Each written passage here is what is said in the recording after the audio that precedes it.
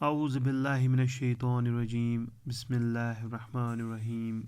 Dear students, Assalamu alaikum wa rahmatullahi wa barakatuhu. Welcome back to the chapter Polynomials for class 9th, subject Mathematics. Today's topic is last question, that's question number 16 from exercise 2.5. This is our last question of the last exercise of this chapter, Polynomials. Okay, let's read out this question number 16. What are the possible expressions for the dimensions of the cuboids whose volumes are given below? Once again, I will read out question number 16. What are the possible expressions for the dimensions of the cuboids whose volumes are given below? तो हमें क्या बताना है कि possible expressions यानी वो expressions जो मुमकिन है किन की, जो डायमेंशंस ऑफ क्यूबॉइड है, यानी क्यूबॉइड जो है, मैंने यहाँ पे क्यूबॉइड बना के रखा है, इसकी शेप बना के रखी है, ये क्यूबॉइड है। हमें पता है इसके डायमेंशंस जो होते हैं, एक तो इसका डायमेंशन होता है लेंथ यानी लंबा वाला, फिर दूसरा इसका ब्रेड्थ और फिर हाइट। तो क्यूबॉइड जो है it's a 3 dimensional object, or we can say 3 dimensional shaped object. तो इसके 3 डायमेंशंस होते हैं, लेंथ, ब्रेड्थ और हाइट। तो हमें यही तीनों डायमेंशंस निकालने हैं। We have to find the dimensions of the cuboids whose volumes are given. इनके वॉल्यूम्स दिए हुए हैं और हमें ये डायमेंशंस निकालने हैं, लेंथ, ब्रेड्थ और हाइट। तो वॉल्यूम तो दिया हुआ है, क्यूबॉइड का वॉल्यूम दिया हुआ है, हमें डायमेंशंस निकालने हैं, मगर पॉसिबल डायमेंशंस यानी जो मुमकिन है। एक्यूरेट तो हम नहीं निकाल सकते हैं, मगर चूँकि ये पॉलिनोमियल है, इसमें वेरिएबल भी इस्तेमाल हुआ है, तो लिहाजा जो हमारे जो डायमेंशंस होंगे उनमें भी वेरिएबल्स मौजूद होंगे, and that will also be polynomial. ये पॉलिनोमियल है, वॉल्यूम पॉलिनोमियल है, तो जो डायमेंशंस होंगे वो भी पॉलिनोमियल्स होंगे। तो देखते हैं जो हमारा वॉल्यूम है क्यूबॉइड का पहले पार्ट में, वो हम देखेंगे। वॉल्यूम ऑफ क्यूबॉइड, एक क्यूबॉइड है, मैंने शेप दी है। क्यूबॉइड की शेप ये होती है जैसे कि माचिस की डब्बी होती है, या सिगरेट की डब्बी होती है, या हमारे पास है ज्योमेट्री बॉक्स है, उसकी शेप क्यूबॉइड की तरह होती है। या जब हम बाज़ार से बटर यानी मक्खन लाते हैं, मक्खन की टिकिया लाते हैं, तो उसकी शेप भी ऐसी ही होती है। So we have so many objects that have the shape as cuboid. Okay, it has 3 dimensions, length, breadth and height. We have to find these dimensions, and the given is volume. Volume of cuboid is equal to 3x square minus 12x. Okay, now अब हम ऐसा करते हैं कि जो volume of cuboid है, हमें पता है कि वॉल्यूम ऑफ क्यूबॉइड जो है that is equal to length into breadth into height. ठीक, length into breadth into height is equal to 3x square minus 12x। ठीक, तो वॉल्यूम ऑफ क्यूबॉइड के बदले हमने इस्तेमाल किया है L into B into H, length into breadth into height. तो अब हम इसको थोड़ा सॉल्व करते हैं, थोड़ा फैक्टराइज करते हैं, कोशिश करेंगे कि इसके 3 फैक्टर्स निकलें, क्योंकि हमें 3 फैक्टर्स चाहिए, लेंथ, ब्रेड्थ और हाइट। तो 3 फैक्टर्स हमें कैसे निकलेंगे इस पॉलिनोमियल के, तो देखिए 3 फैक्टर्स कैसे निकलेंगे। हाँ, हम जानते हैं कि पहला फैक्टर 1 है और दूसरा फैक्टर ये खुद भी है। अब हमें उनके बगैर 3 फैक्टर्स निकालने हैं, जो कि एक लेंथ होगा, दूसरा ब्रेड्थ होगा और तीसरा हाइट होगा। तो यहाँ पे हम देखते हैं ये जो 2 टर्म है, it's a binomial term, it's a binomial, it has 2 terms. तो इन दोनों में कॉमन क्या है, देखिए x कॉमन है, x दोनों में है, और 3 भी कॉमन है। क्यों? 3 1 ज़ा 3, 3 4 ज़ा 12। तो एक तो x कॉमन है, दोनों में x मौजूद है और दोनों में 3 मौजूद है। ठीक, तो हम यहाँ पे 3 भी कॉमन रखेंगे और x भी कॉमन रखेंगे। तो अंदर फिर क्या बचा, देखिए 3x तो हम पहले ही कॉमन ले चुके हैं, 3x, तो यहाँ पे सिर्फ अब अंदर x बचा, क्योंकि 3x इंटू x हो गया 3x स्क्वायर। फिर ये माइनस लिखना है, अब 12 नहीं लिखना है, क्योंकि अब 3 का टेबल पढ़ना है हमें। 3 4 ज़ा 12, 3 4 ज़ा 12, और ये x जो है वो हम ऑलरेडी कॉमन ले चुके हैं, तो बिल्कुल ऐसे रखना है, 3x इंटू x माइनस 4। तो x माइनस 4 जो है वो ब्रैकेट में है। तो ये एक तो फैक्टर ये है x माइनस 4। अब दूसरा और तीसरा फैक्टर, क्योंकि हमें 3 फैक्टर्स चाहिए, तो हम ऐसा कर सकते हैं, हम 3 लिखेंगे, इंट लिखेंगे x, इंट लिखेंगे x, और फिर इंट यहाँ पे रहेगा ब्रैकेट में x माइनस 4। तो ये 3 फैक्टर्स अब निकल गए, एक तो 3, दूसरा x और तीसरा x माइनस 4। तो इन तीनों में से एक लेंथ होगा, दूसरा ब्रेड्थ और तीसरा हाइट, क्योंकि हमारे पास 3 फैक्टर निकल चुके हैं, 3 फिर x फिर x minus 4। So one of these is the length, the second one is the breadth, and the third one is the height of the cuboid. Okay, तो हम यहाँ पे लास्ट पे लिखेंगे, तो जो पॉसिबल डायमेंशंस हैं, possible expressions for the dimension, या हम कहेंगे पॉसिबल डायमेंशंस, तो हम यहाँ पे लिखेंगे therefore possible therefore possible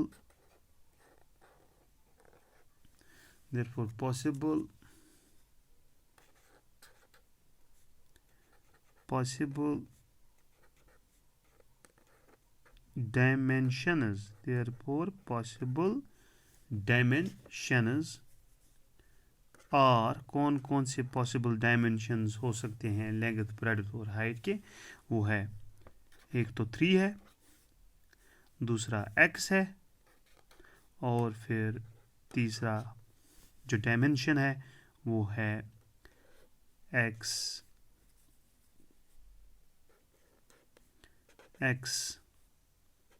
minus 4। ठीक, तो एक लेंथ है, दूसरी ब्रेड्थ है और तीसरी हाइट है। कौन सी लेंथ है, कौन सी ब्रेड्थ है, कौन सी हाइट है, ये हमें पता नहीं है, मगर तीनों डायमेंशंस निकल चुके हैं। एक डायमेंशन 3 है, दूसरी डायमेंशन x है और तीसरी डायमेंशन है x माइनस 4। तो इस तरीके से ये पहला पार्ट सॉल्व हो चुका है। अब हम इसका दूसरा पार्ट सॉल्व करते हैं। चलिए जी, दूसरा पार्ट है, वॉल्यूम दिया हुआ है 12ky square plus 8ky minus 20k। देखिए यहाँ पे 3 टर्म्स हैं, जबकि पहले पार्ट में 2 टर्म्स थी, तो हमने उनमें कॉमन देखा क्या है। तो यहाँ पे आपको क्या करना है, यहाँ पर हम 3 टर्म्स में कॉमन देखेंगे क्या है। ठीक, तो सॉल्यूशन हम वापस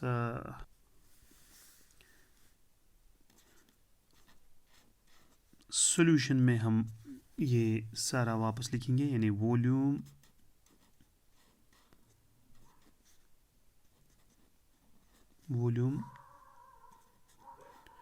ऑफ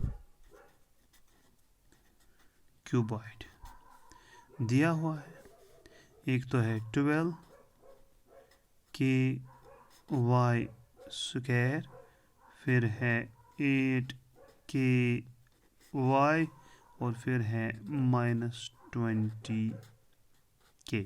तो इसमें 3 टर्म्स हैं। हम देखेंगे कॉमन क्या है। जिस तरीके से हमने पहले पार्ट में देखा था कि कॉमन क्या है, एक जैसा क्या है, तो हम इन तीनों टर्म्स में देखेंगे कॉमन क्या है। सबसे पहले अगर कोई चीज़ कॉमन इनमें है तो वो है के के is common in all the 3 terms. अच्छा, और कुछ कॉमन है? बिल्कुल, ये भी 4 के टेबल में आता है, 8 भी 4 के टेबल में आता है, और 20 भी 4 के टेबल में आता है। तो 4 भी कॉमन रहेगा और के भी कॉमन रहेगा। तो चलिए देखते हैं। यहाँ पे हम इज इक्वल टू डालेंगे और यहाँ पे हम लिखेंगे वॉल्यूम ऑफ क्यूबाइड, जो फार्मूला है length into breadth into height. तो देखेंगे यहाँ पे हम ऐसा कर सकते हैं,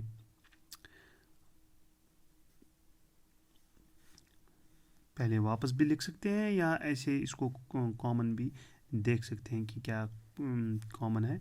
तो मैंने तो आपको कहा कि एक तो 4 कॉमन है, क्योंकि ये 4 के टेबल में सब सारे कोएफिशिएंट्स आते हैं, और के भी इनमें कॉमन है। ठीक, तो हम अब अंदर देखेंगे ब्रैकेट में क्या बचेगा। 12, तो 4 हम लिख चुके हैं, 4 3s are 12, तो हमें यहाँ पे 3 लिखना होगा। अब ये के जो है वो हम ऑलरेडी कॉमन निकाल चुके हैं, तो वाई स्क्वायर यहाँ पे लिखेंगे। ठीक, अब ये प्लस आएगा।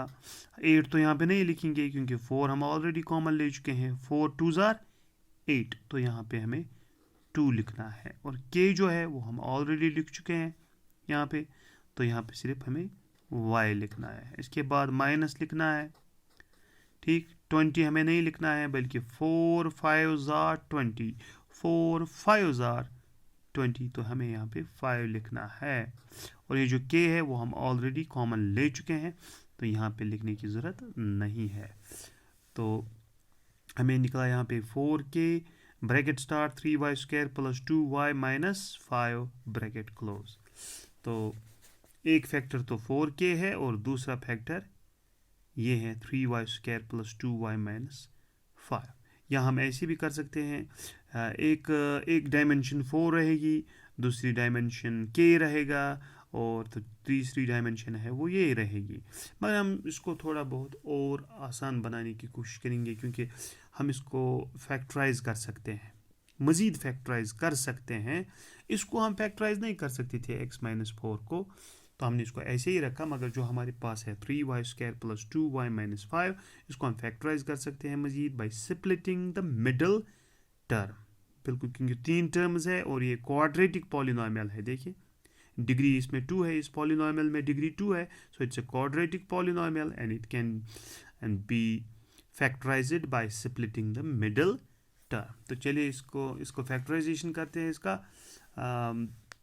यहाँ पे हम ज़रूर लिखना चाहेंगे now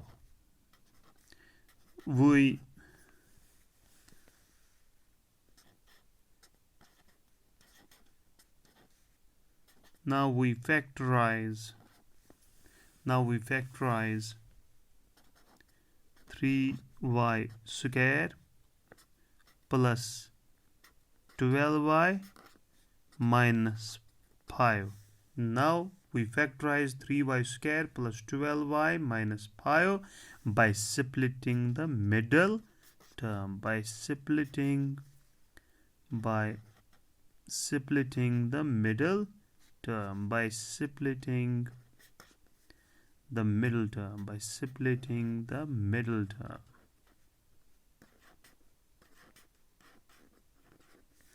By splitting the middle term. चलिए इसको फैक्टराइजेशन करते हैं इसका।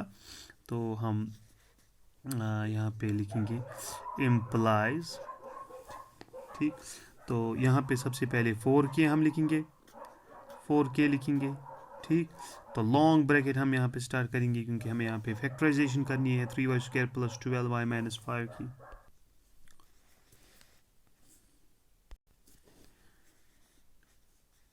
तो 4k मैंने यहाँ पे वापस लिखा। अब जो 3y² प्लस 2y माइनस 5 है, तो इसको हमें अब फैक्टराइज करना है bye splitting the middle term. उसके लिए हमें चाहिए प्रोडक्ट ऑफ एक्सट्रीम्स, सम और प्रोडक्ट। अच्छा, प्रोडक्ट ऑफ एक्सट्रीम्स जो है यहाँ पे एक तो 3 है कोफिशिएंट, और यहाँ पे कोफिशिएंट है -5, यानी 3 इंटू -5। तो मैंने इनका प्रोडक्ट निकाला 3 इंटू -5, दैट इज -15। अब हमें दो नंबर्स लेने हैं जिनका सम हमें निकलेगा मिडिल कोफिशिएंट यानी 2। तो मैंने दो नंबर लिए, एक तो 5 और दूसरा -3।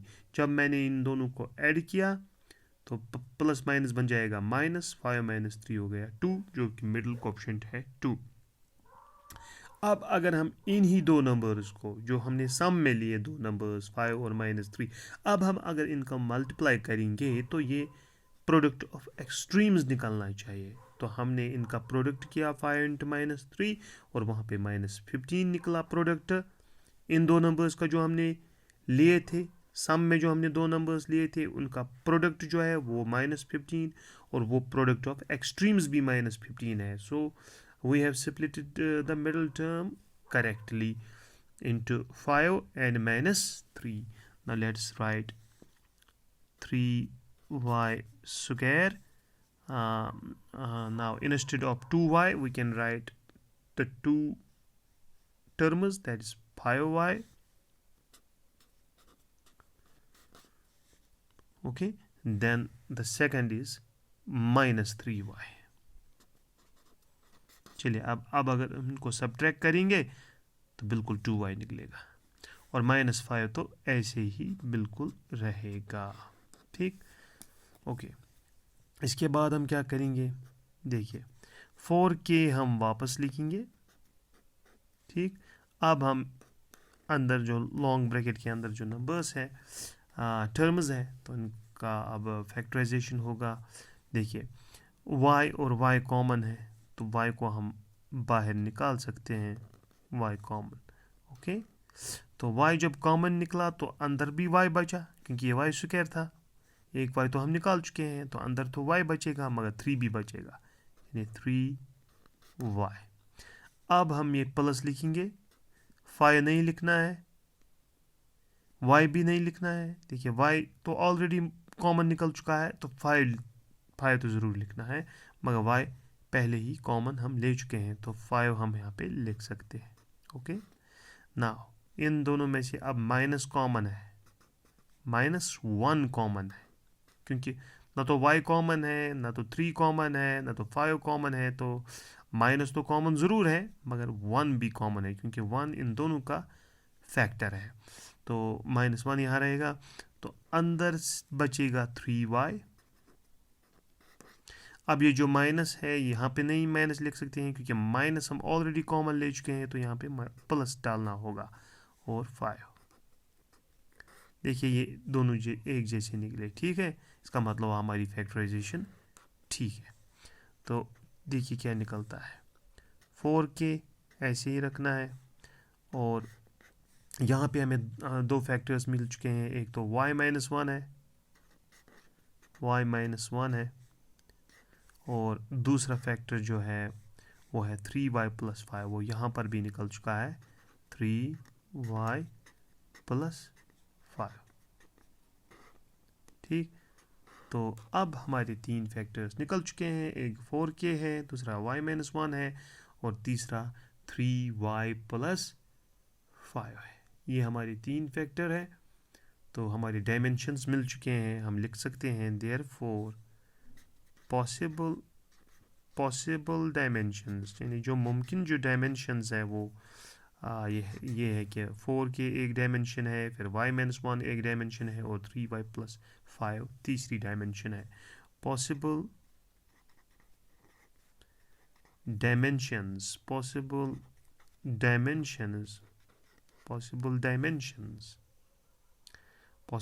जिस तरह से हमने पहले पार्ट में लिखा था, पॉसिबल डायमेंशंस